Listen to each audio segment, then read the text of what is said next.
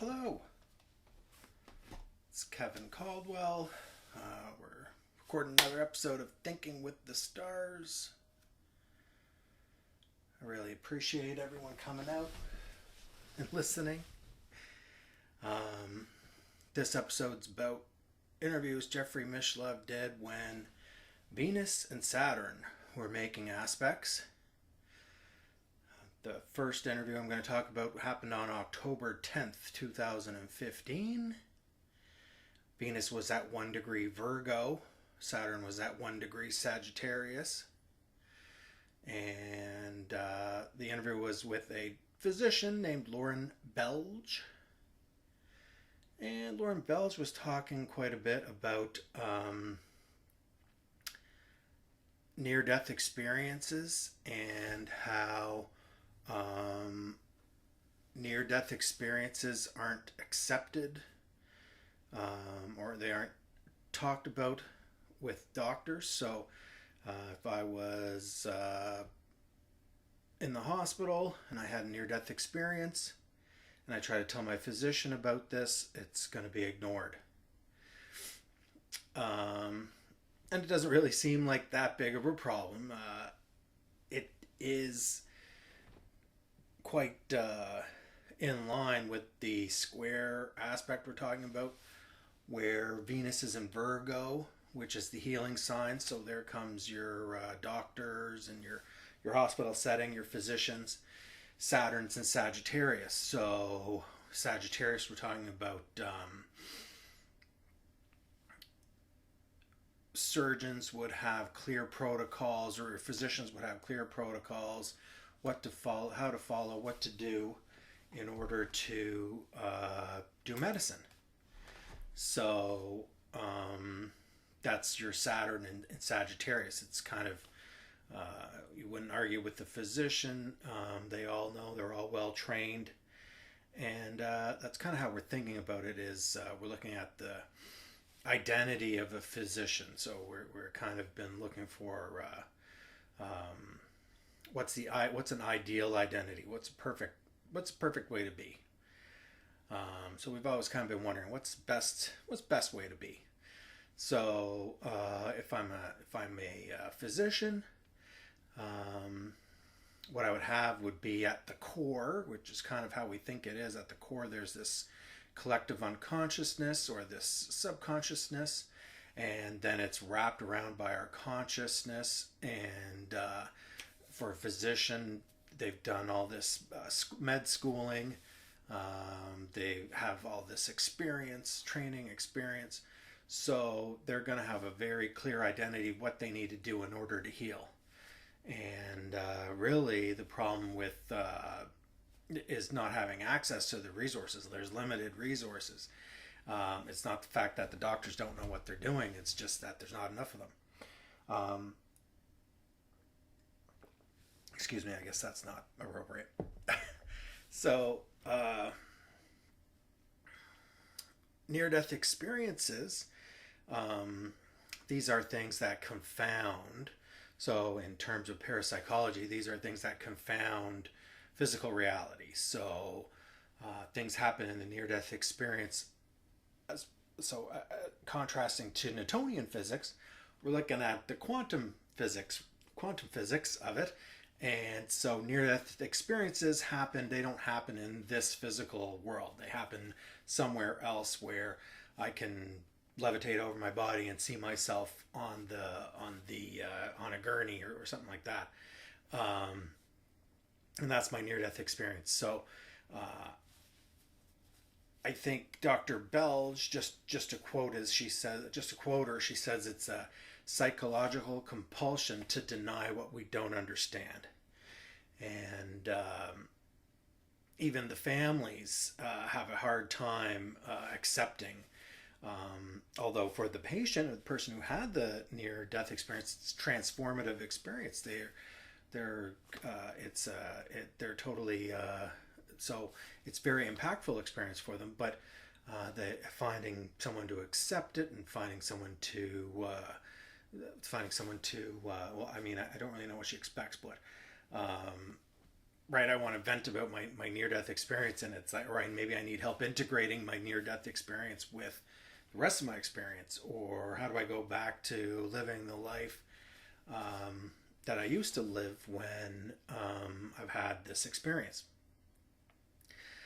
On July 16th of 2019, so we're going to fast forward a little bit here, Lori Williams was interviewed by Dr. Mishlev.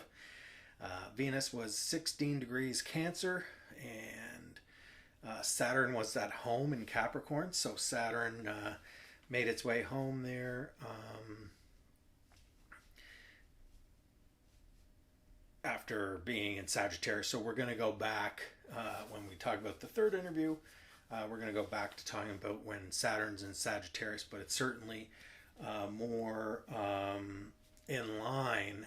So Saturn being in Sagittarius or Saturn being in Capricorn, brings things in line with the, I guess, natural way of being, or with the law of the way things are. So, and you'll see this. But this is kind of what we're looking at here is this formulation that we're talking about, where I have kind of ideal, I have a whole, I have a succinct whole of being person.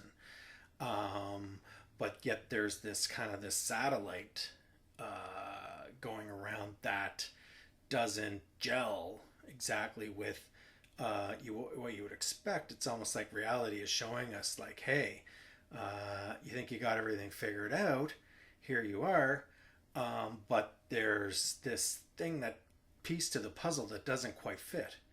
And so with the previous interview and with this next interview, we get two different examples. I think she gives two interviews on the same day, but yeah, we get two different examples. The first example is Lori Williams is talking about how she can do hypnotherapy to give anybody who could be hypnotized could have hypnotherapy from Lori Williams that would help them achieve their greatest heart's desire, whatever they want in life. They could be anything they wanted to be if they allowed Lori Williams to perform hypnotherapy on them. So the first form of hypnotherapy we're talking about would be the house, the office building metaphor. So it's, imagine I'm at office building, and I can go to the gym. I can go to the gym, and the office building has a gym in the basement. It can be any office building. I can imagine it being anything. The structure, the location, it's all telling things about my own self-perception. So I could go to the I could go to the personal trainer. I could go to the bank and talk to a finance advisor. I could go, maybe there's a college there, and I could take some college courses. I could maybe improve my fashion sense, or take art classes, or buy some new tools that I can use to do whatever I want. So that's one form of hypnotherapy Lori Williams was talking about. And another form of hypnotherapy Lori Williams was talking about was imagine yourself walking downstairs, and we're going to count backwards. So it's 10, 9, 8, 7, 6, 5, 4, 3, 2, 1. And when we get to the bottom of the stairs, there's a door, and we open the door, and we see it's another version of ourself standing in front of us. And this version of ourself is very good, very gifted, very skilled. They've achieved what it is that we want to achieve. They're good at what we want to be good at. And so then it's just a matter of the conscious mind interviewing the subconscious mind and saying, how did you do it? What's the secret? And the answers that we get back when we're in that I believe they call it hypnagogic state, answers that we're getting back are going to be the clues when we integrate this into our conscious life of what we need to do in order to achieve success in these areas that we want to achieve. And then Dr. Mishlev said, yes, it reminds me, he had heard of a technique that's called artificial reincarnation.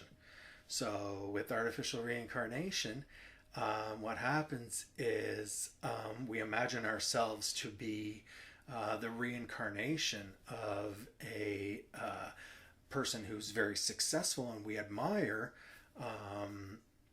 right? So I would imagine myself to be, if I wanted to be good at tennis, I'd imagine myself to be the reincarnation of Billie Joe Williams, or I'm sorry if she's not, if she's still with us, but uh, right. So Boris Becker. I'm not sure these guys are if they're still alive or not, right? But so you get the idea. Or if if I wanted to be the king of pop, I'd imagine I'm the reincarnation of Michael Jackson, right?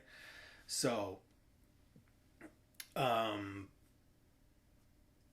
this is but there's kind of a, so this is kind of the integrated self that we're talking about. So it's basically it's the conscious mind and the subconscious mind. So the subconscious mind is at the core, conscious mind is wrapping around, and the conscious mind is serving the subconscious mind and giving us anything we ever wanted, that we're able to achieve. And so inevitably, Laurie Williams asked the question, well, I want to win the lottery. How do make me win the lottery? And so the answer she gives to that question is, well, why would you want to win the lottery? And the person, just hypothetically, if I did win the lottery, what would the person, what would I be like? What would be the benefits? And so focusing on those, and then maybe we don't need to win the lottery in order to become the person who had all the benefits of winning the lottery. So there's a second example given by Laurie Williams. So we're on to our third kind of, I guess you would call it a straw man argument. So it's our third kind of example of a person who seems to have everything all together, but there's an issue. So, and what we're talking about here is the controlled CRV, controlled remote viewing. So Laurie Williams trains these controlled remote viewers. What they do is they follow a template, and they're able to get information that, looking at Newtonian physics, they shouldn't have access to this information. But by following the template, they're able to see, I guess, or they use an ideogram, and they're able somehow to discern information that logically, rationally, in this particle physics, world of particle physics, that they shouldn't have access to the information. It's been proven time and again that it is possible. So that's kind of like we're talking about, like this. They really need to have it all. A remote viewer would seem to have it all together, and would seem to be kind of a total package in terms of what kind of person ought we to be. Like, this is an amazing skill and talent, and it's unheard of. It's impossible. And so, but what I'm looking at as that kind of the antithesis to this great identity of a controlled remote viewer would be the tasker. So the tasker is telling them what they want to find out, and Laurie Williams gives an example. And to me, this tasker, he sounds like almost like a pirate. So what he did is he tasked the remote viewing group with finding this buried, long lost treasure, and they did a great job of finding it. But to me, it's so here it brings into question, like, what's the motivation here? Like, why? And I think that's the difference between, say the Laurie Bellg, where the first interview, where the motivation here is to heal people for a physician. For a hypnotherapist, the motivation is to give our client the best results, the best life, help our client live the best life that they'd like to live, making most of their potential, in fact.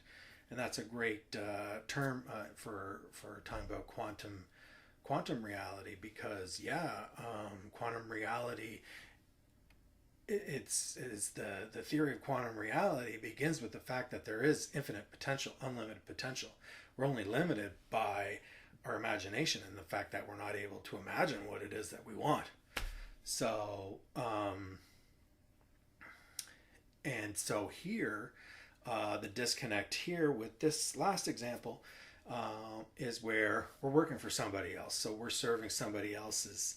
As a remote viewer, we work on a team, and I think teamwork is central to all three of these, as we're going to find out. So there was an interview that happened in between these two interviews. January 28th, 2017. Venus was at 24 degrees Pisces. Saturn was at 24 degrees Sagittarius. So this is kind of the opposite square. We had a square that was like this, and this one is now a square that's coming from the other side. It's an opposite square. Miranda Alcott was interviewed, and she had a few interviews. One was called "What Animals Can't Teach Us," and they'll be the links to the interviews will be in the description. So sound like a real YouTuber there. Right. So previously on previous episodes, we had spoke about we were discussing about peak experiences. So does peak experiences fill that need and tell us what kind of psyche, like a near-death experience, does that tell us who we ought to believe, who we ought to be, what we ought to be like? Or is it that we are able to look at patterns of people that we admire and say, okay, that's an archetype and I'm going to be that archetype? Is that what it is? So here in What Animals Can Teach Us, it's almost like we had spoke about before Pythagoras. And Pythagoras, well, he's credited for being such a great teacher in his own context, because in his childhood he had traveled around and experienced different cultures where he was teaching in a place that was kind of not sheltered. Let's say there's a better word, but right, it wasn't influenced by many other cultures. So he had insight that others didn't have. So the kind of the paradigms and the biases that are built in on a culture, and that's what Miranda Alcott can give us when she's talking about what animals can teach us, because she says it's almost like dealing with another culture when we're talking about animals. So Miranda advocates using the right side of the brain skills.